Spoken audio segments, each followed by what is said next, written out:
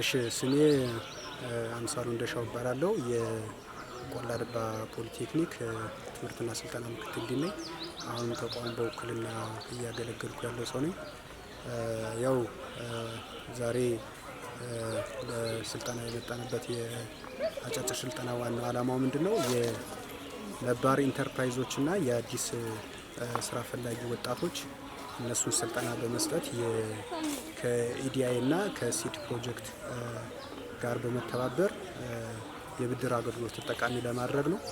እነዚህ እንግዲህ በዋነኝነት ትልቁ ዓላማ ብለን ያሰብነው አካባቢው የምስራቅ ደንቢያና የቆላ ድባ ከተማ አስተዳደር በርካታ ወጣቶችና ስራ አጦች ያሉበት አካባቢ ነው። እንዲሁም ብዙ ጸጋ ያለበት አካባቢ ስለሆነ እነዚህን ወጣቶች የብድር ተጠቃሚ ለማድረግ በእኛ በተቋሙ በኩል የኢንተርፕረነር ስልጠና ወቅተን ነው የምናወጣቸው። ስለዚህ ተቋማችን ይህንን በቢሮ ደረጃ ወርዶ የንቅናቄ ሳምንት ተብሎ ማለት ነው እኛም ቅድመ ዝግጅት አድርገን አሰልጣኝ መምህራኖችን ቅድመ ዝግጅት አድርገው በደንብ ስልጠና ወስደው ወጣቶችን ለማሰልጠን ነው ዛሬ የተገኘ ነው። ስለዚህ ከዚህ ስልጠና በኋላ በእርግጠኛነት የሆነ ውጤት እናያለን።